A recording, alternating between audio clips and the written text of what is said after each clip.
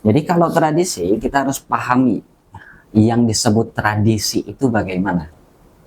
Nah, maka di sini juga kita harus jujur, ada dua pendapat ulama yang heboh dan ini kan sebetulnya masuk dalam koridor man tasyabbaha biqaumin fahuwa minhum, berarti ya secara tidak langsung maksudnya kaum muslimin ini sama seperti kaum non muslim.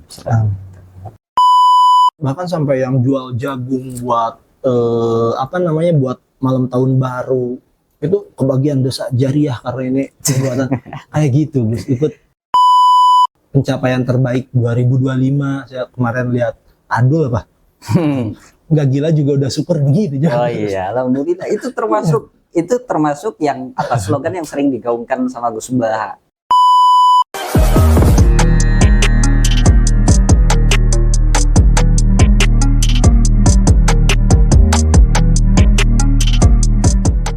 Gus, sehat Gus? Alhamdulillah. Aduh, ya. Mana aja nih Gus Giri? Ada padahal kemarin kita ada. Alhamdulillah habis perayaan khataman. Gus Azam, Korea Ahmad Zan. Kalau mau ngetes umur Gus, mau ngetes umur orang itu, ya. Ini ngedengerin ini. Baru kemarin ya, bulan November. Sekarang udah mau 2026 lagi. Kalau ketawa berarti tua Gus. Oh gitu. Enggak ada yang ketawa. Nggak jadi. Gitu. Jadi jokes bapak-bapak maksudnya. Jokes bapak-bapak. Ya. Di post. Ya. Snorkeling ini. Iya. Snorkeling. Alhamdulillah, tapi Kang Dedeng sehat. Alhamdulillah. Alhamdulillah sehat. Ya. Di rumah sehat, yang di rumah. Alhamdulillah, di rumah sehat semua. Jadi kita mau bahas apa? Bahas tahun baru, Wis. Oh, bentar lagi tahun baru. Bentar lagi ya, tahun baru. cocok pembahasan yang cocok. Ini kan gue sebetulnya ada beberapa musim kayak buah aja. Buah itu kan ada beberapa musim. Perdebatan juga ada musimnya, Gus. Sekarang nih tahun baru nih, perdebatan musiman kan. Iya. Maulid Nabi. Ya. Kalau masuk Maulid, betul. Perdebatan lagi. Kemarin 25 Desember, Natal. Mengucapkan Natal, iya. Terus, perdebatan. apa doain Bilqis? Ada perdebatan Wah itu ya. Gimana Gus? Mungkin pandangan syariat lah yang lebih pas buat kan ini udah terjadi dan banyak yang menghakimi, mau nggak mau harus dihukumi maksudnya gitu kan biar nggak. Ya. Pertama ya Kang Dedeng ya, kita harus melihat yang disebut dengan perayaan tahun baru itu bagaimana. Apakah itu disebut dengan tradisi atau itu malah jadi bagian dari ritual kaum non muslim. Maksud dari ritual ini adalah ritual peribadatan yang memang khusus bagi mereka adalah sebuah peribadatan misalnya. Jika kita meyakini bahwa itu merupakan peribadatan mereka, ritual ibadah mereka yang memang khusus mereka lakukan, kemudian kok kita ikut-ikutan nih, maka jelas kaum muslimin yang ikut haram hukumnya mengikut tradisi demikian atau ritual demikian. Beda lain hal, beda sekali jika memang kita anggap itu adalah tradisi. Nah, ya. Jadi kalau tradisi kita harus pahami yang disebut tradisi itu bagaimana. Nah, maka di sini juga kita harus jujur, ada dua pendapat ulama yang heboh dan ini kan sebetulnya apa ya istilahnya perdebatan yang bukan baru lah. Iya. Bukan baru. Ini sudah pernah dibahas oleh ulama-ulama kita dan baiknya memang kita merujuk kepada ulama-ulama kita lagi, gitu kan ya. Betul. Nah, perayaan yang kita anggap tradisi, perayaan tahun baru khususnya, jika kita memang anggap sebagai tradisi, maka kita lihat lagi dua pendapat ulama. Yang satu mengatakan bahwa ya layaknya tradisi al-adam muhakkamah al-aslu fil asya al-ibahah. Iya. Segala sesuatu itu halal dan tradisi itu bisa dijadikan tolok ukur hukum. Bisa dikatakan baik jika dia tidak bertentangan dengan syariat dan bisa dikatakan itu tidak baik jika memang bertentangan dengan syariat. Nah, kalau sudah bertentangan kan jelas haramnya. Ya. Nah, kalau tidak bertentangan jelas halalnya, maksudnya ya boleh sajalah gitu. Nah, pendapat kedua ini yang mengatakan nggak boleh secara mutlak. Karena tradisi seperti ini dianggapnya masuk dalam koridor fikih, kajian hadis tepatnya ya, dan penghukumannya dalam koridor fikih yang mengatakan asas dalilnya man tasyabbaha biqaumin fahuwa minhum. Nah, jadi secara garis besar demikian lah Kang Bebek. Ada yang mengatakan boleh karena al-'ada muhakkamah, selagi tidak menyelisihi aturan-aturan syariat yang tidak masalah. Yang lain mengatakan man tasyabbaha biqaumin fahuwa minhum. Ya, pendapatnya begitu. Ya. Secara garis besar. Berarti kan tasyabuh penyerupaan Gus ya. Ya. Mungkin pendapat ini tuh mengambil apa ya? Ditasyabuhkan terhadap siapa maksudnya gitu kan? Iya. Ya itu tadi dianggap kan kalau tradisi merayakan tahun baru itu tentu tidak dikenal sebagai tradisi kaum muslimin. Sehingga ini dianggapnya tradisi orang-orang non muslimin, gitulah, gitu. non muslim lah, Secara global saja mungkin secara global, betul. Apa namanya yang bukan non muslim beragama Islam, betul. Nah, ketika orang muslim ikut-ikutan atau mengikuti acara perayaan tahun baru seperti ini, bagi mereka yang berpendapat atau di pendapat kedua ini ya disamakan atau diserupakan masuk dalam koridor man tasyabbaha biqaumin fahuwa minhum. Berarti ya secara tidak langsung maksudnya kaum muslimin ini sama seperti kaum non muslim. Kurang lebih demikian bagi pendapat kedua yang tadi yang mengatakan dilarang. Namun dalam perincian hukum sebetulnya ya Kang Dedeng, kita harus jujur juga, ada beberapa ulama juga yang berpandangan dengan hadis atau dalil yang sama. Dalil yang sama man tasyabbaha biqaumin fahuwa minhum itu ditelaah kembali. Bagaimana penafsiran para ulama tentang man tasyabbaha itu?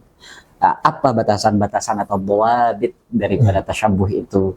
Kenapa pilihan katanya itu kalimatnya tasyabbaha, tidak kalimat syabaha atau syabiha atau yang lainnya misalnya? Nah itu banyak sekali pendapat-pendapatnya. Mau dirincikan? Boleh. Boleh. Ya beberapa kalangan pendapat ulama itu Kang Dedeng menganggap man tasyabbaha biqaumin, artinya kan kita ini membahas kasus ada kaum muslimin yang ingin menyerupai kaum non muslim begitu ya. Kita capture dulu itu. Kita ambil konteks itu. Artinya kita bawa koridor pembahasan ini kepada arah kaum muslimin sebagai pelaku yang mau mentasyabbuh atau mau bertasyabbuh. Nah, misalnya mantan mufti Syekh Syauqi Alam, mantan mufti Mesir tentunya, beliau pernah berkata begini, dalam kalimat tasyabbaha itu ada indikasi pemaknaan bahwa dia harus ada qasdu, ada usaha, ada niat.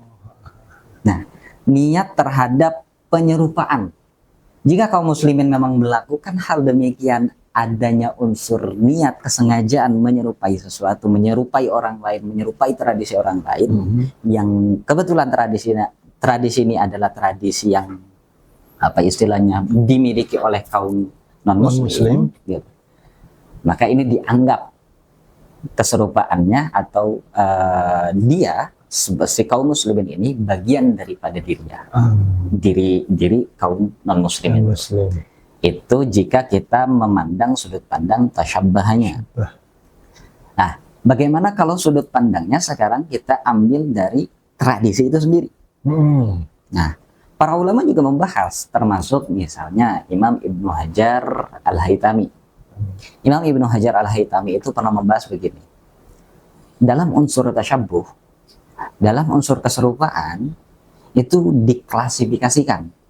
Ada kalanya tasyabbuh itu memang diniatkan atau pada tradisi yang memang spesifik dimiliki oleh non muslim. Ada yang tradisi itu justru tidak spesifik dimiliki kaum non muslim.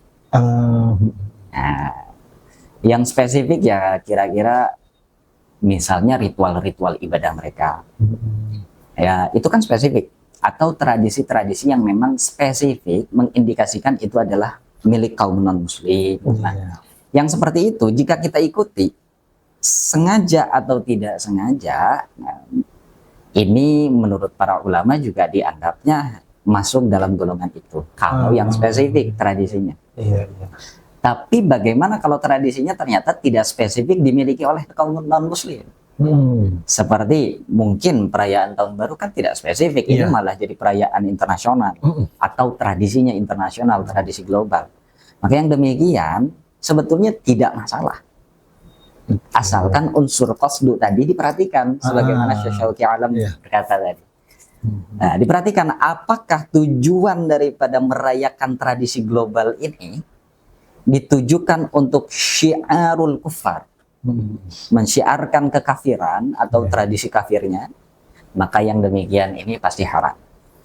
Atau misalnya meyakini bahwa tradisi itu memang milik spesifik milik orang kaum non muslim dan kita ikut campur, ingin ikut dengan sengaja terhadap tradisi itu, maka ini juga bermasalah.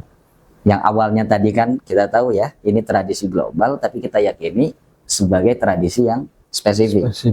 Nah, kemudian yang ketiga, jika niat dia hanya untuk meramaikan, menjaga ketentraman sosial, kebangsaan, kerukunan, dan lain-lain itu, maka ini tidak masalah. Inilah yang disebut dengan toleransi.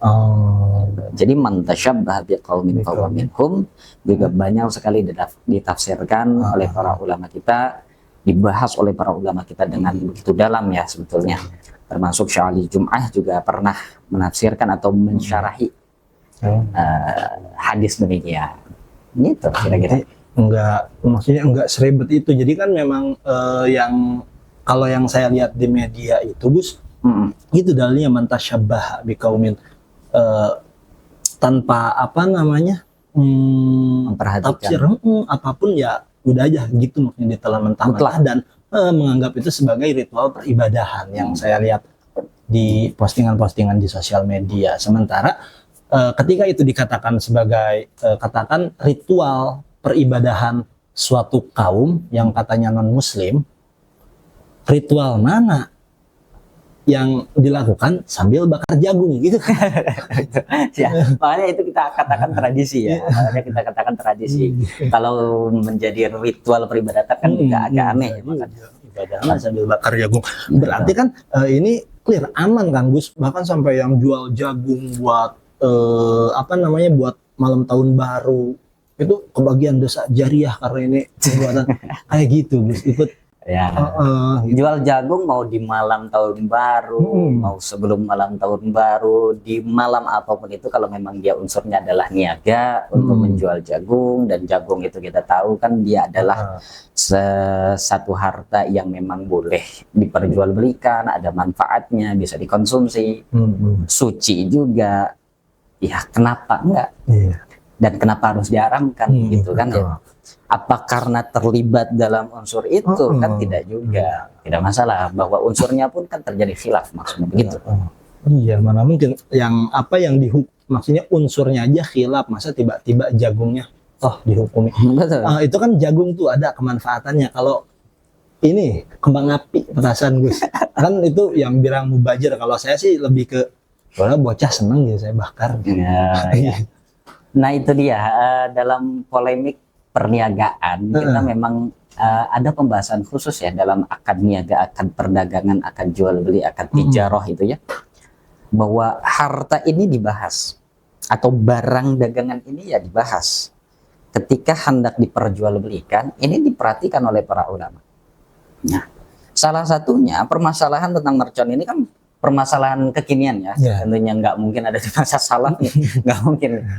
Masalah kontemporer lah, kita bisa bahas begitu. Dan ini pernah dibahas oleh Muktamar NU sebetulnya. Jadi banyak sekali ya. Nanti kalau nggak keliru teman-teman bisa baca sendiri. Dalam pembahasannya sebetulnya unik. dan teman-teman boleh tidak sepakat sebetulnya ya. Petasan ini diserupakan dengan kalau kita berjual beli tasan, maksudnya ya petasan, mercon, kembang api dan lain sebagainya, diserupakan dengan akad jual beli rokok. Akad jual beli rokok. Nah, bagaimana dilihat seperti itu ya?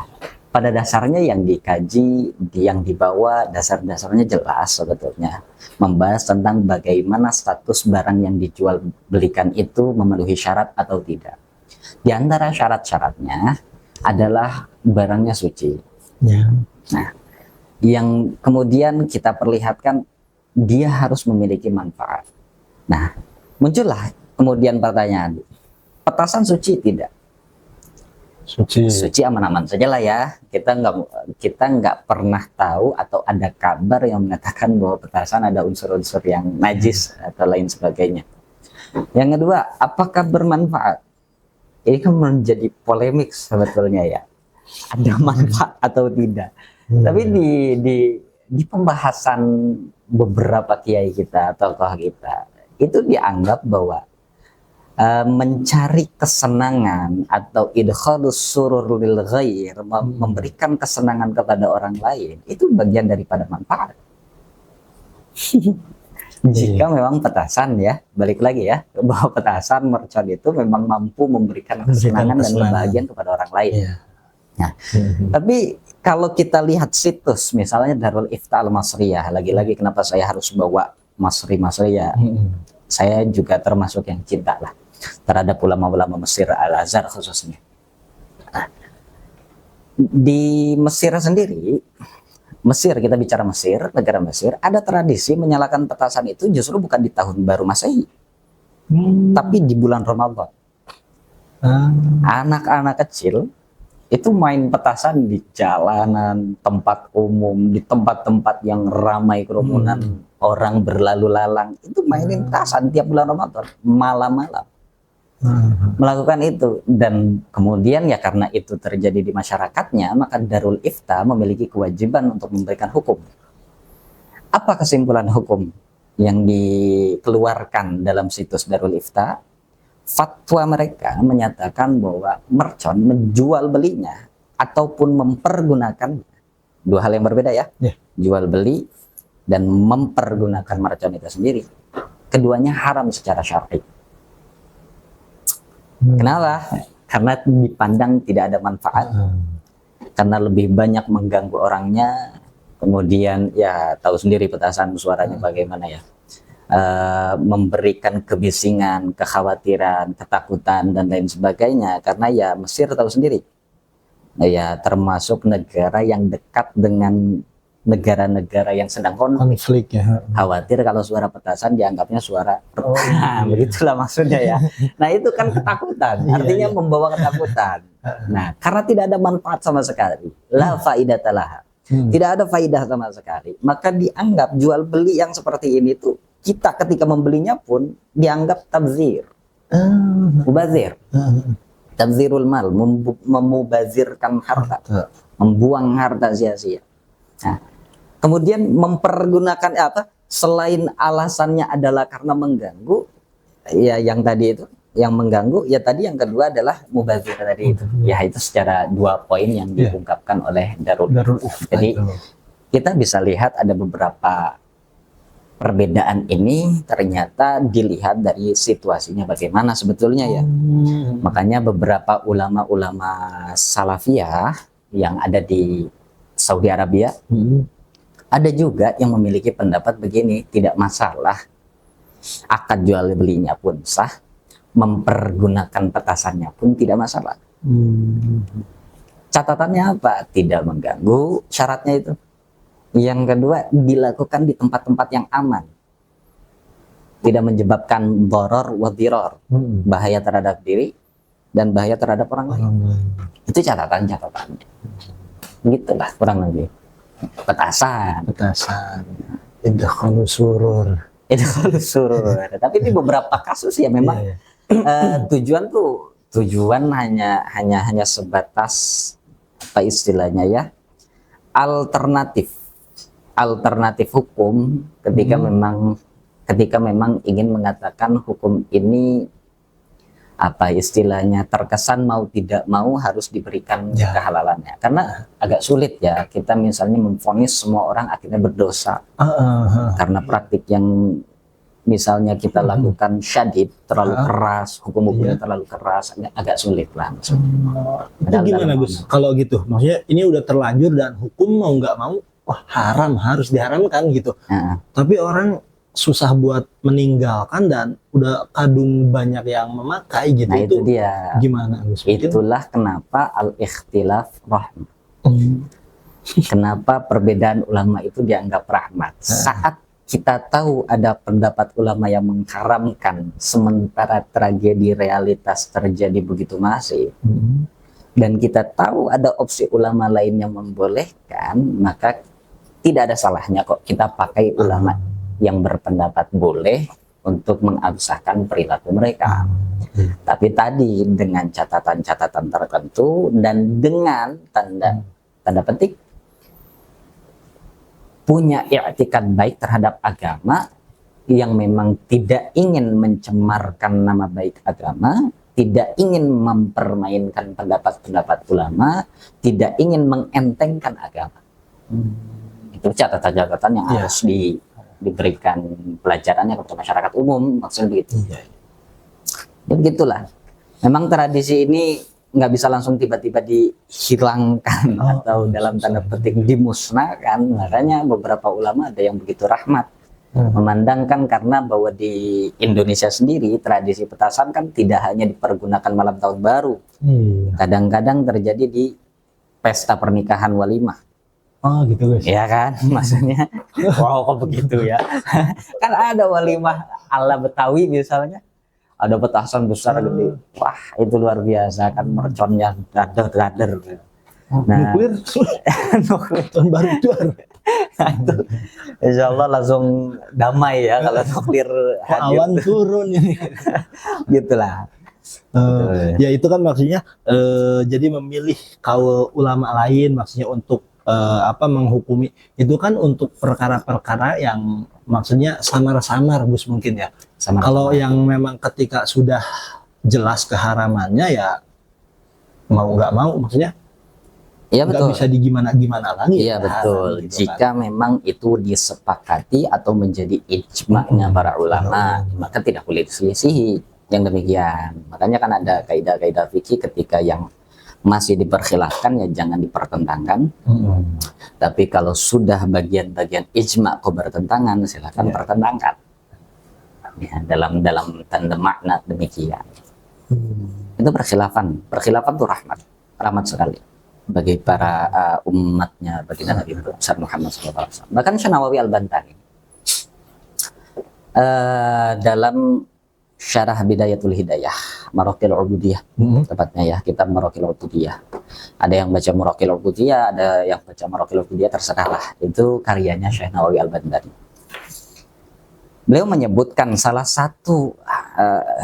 menyebutkan sebuah cerita, salah satu keistimewaan umat kita, umat Nabi besar Muhammad SAW adalah kita diberikan kebolehan untuk berkhilaf kepada siapapun. Alias berbeda pandangan dengan siapapun. Nah, catatan berbeda pandangannya pun atas dasar ilmu. Karena tradisi zaman dulu, itu sebelum ada Islam datang, kaum-kaum sebelum umat-umat Nabi sebelum Nabi Muhammad itu justru tidak diperkenankan ada anak muda membantah anak yang orang tua. Gitu. Pendapat orang tua mau benar mau salah, pokoknya mutlak harus didengar, harus dijalankan. Nah itu yang menyulitkan itu. Iya. Nah, maka alhamdulillah bagian daripada rahmat umat kita itu diberikan perkhilafan para ulama. Ya, dan semuanya bisa kita yakini benar. Ya ingatlah bab ijtihad. Itulah. Mungkin ini Gus. Anak muda sih ini biasanya. Anak muda. Saya juga anak muda. Biasanya pergantian tahun itu suka dipakai buat jadi momen buat kayak reformasi, resolusi. jadi ada resolusi, maksudnya supaya di tahun depan lebih kayak gini, lebih ini. Gimana itu Gus? Maksudnya, tafaul ya. Kita mengharap-harap optimisme bahwa tahun depan akan menjadi lebih baik juga bagus. Iya. Nah itu malah kan yang terlihat sebetulnya di tradisi Indonesia. Banyak sekali misalnya teman-teman kita bikin status di akhir-akhir tahun ini biasanya begitu kan.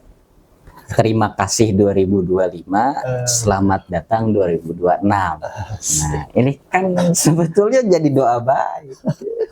Ada optimisme di sana. Jadi ada doa-doa baik yang dipanjatkan pada malam tahun baru misalnya. Itu kan nggak masalah.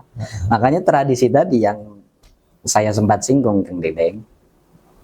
Tradisi itu tidak bisa mutlak diharamkan dan tidak bisa mutlak juga dihalalkan. Harus dilihat apa yang ada di dalam tradisi tersebut. Apa perilaku-perilaku tersebut yang menghiasi tradisi demikian. Jika perilaku itu masih cocok dengan syariat, bahwa syariat tidak menyalahkannya, bahwa ini masih dalam koridor yang boleh dalam pandangan syariat, yang halal dalam pandangan syariat, maka tradisi kan boleh. Tradisi yang demikian kan boleh saja. Gitu. Tapi kalau sudah perilakunya yang ada di dalam bertentangan, seperti mohon maaf di malam tahun baru dilakukan misalnya perkumpulan ikhtilaf, percampuran antara laki-laki dan perempuan gitu misalnya ya, yang demikian ini juga ya pasti kan haram. Jadi kembali kepada bagaimana cara kita merayakan tahun baru. Hanya ketentuan tradisi itu selalu diberikan qaid, gitu, catatan-catatan gitu, karena adat atau tradisi atau uruf tidak semena-mena kita bisa lakukan atau bisa kita sahkan sebagai kebijakan hukum, melainkan kita harus lihat dulu apakah ini tersandar kepada syariat atau didukung oleh syariat atau tidak. Itu aja. Kalau Gus Giri sendiri nih, harapan buat 2026 buat pribadi atau mungkin lingkungan sekitar, negara, buat PBB mungkin, atau gimana harapan Gus Giri? Harapan saya untuk tahun 2026 tentu harapan-harapannya baik ya, harapan-harapan yang baik. Saya selalu pengen optimis lah adanya kebaikan-kebaikan yang meliputi wabil khusus diri sendiri, kemudian orang-orang sekitar bisa menjadi lebih baik, bisa menjadi pribadi yang bisa lebih menerima kritik, bisa bermuhasabah, kemudian apa istilahnya, berharap bahwa Tuhan mampu memberikan kejutan-kejutan yang membuat air mata itu bukan sebagai tanda kita bersedih, tapi air mata menjadi tanda kebahagiaan. Wah, apa itu? Sama idem, saya juga begitu. Wah, ya insya Allah kan gitu. Amin. Maksudnya pernikahan gitu ya. Kalau ini 2026. Amin. Gimana? Jadi harapan Kang Dedek sendiri apa? Oh, kalau saya mah lebih ke main aman aja, guys. Main aman aja. Ya, oke lah. Belum mau ekspansi, tahan dulu deh. Ya, alhamdulillah. Tapi kan ya maksudnya harus jadi motivasi juga, kayaknya memang motivasi semua orang juga harus punya. Maksudnya nggak perlu dikasih, bisa nyari sendiri, bisa bikin sendiri. Kayak kan ada juga yang 2000 pencapaian terbaik 2025, saya kemarin lihat Adul apa? Nggak gila juga udah super begitu. Oh iya, alhamdulillah. Itu termasuk yang atas slogan yang sering digaungkan sama Gus Bah. Hal-hal sederhana tuh harus kita syukuri. Justru hal-hal yang sederhana, hal-hal yang terbiasa, biasanya jarang kita syukuri. Oh iya. Nah, makanya orang-orang yang punya gaji tiap bulan cenderung agak sulit tuh mengucapkan alhamdulillah. Maksudnya tanda petik lupa. Iya. Nah, beda kalau orang yang jarang-jarang. Jarang nih. Rapel per 6 bulan sekali baru tang. Gaji datang atau hadiah uang turun gitu kan, baru kita rasa syukurnya tuh melebihi orang yang punya gaji tiap bulan. Kan gitu. Iya betul. Jadi hal yang terbiasa tuh kadang-kadang lupa Iya, atau bersyukur. tapi pokoknya 2025 berarti nggak sampai gila, itu suatu pencapaian. Kalau Suatu 2026 gila ya Itu dia Pencapaian juga nomor dong. iya tuh bilah gitu. Nauzubillah.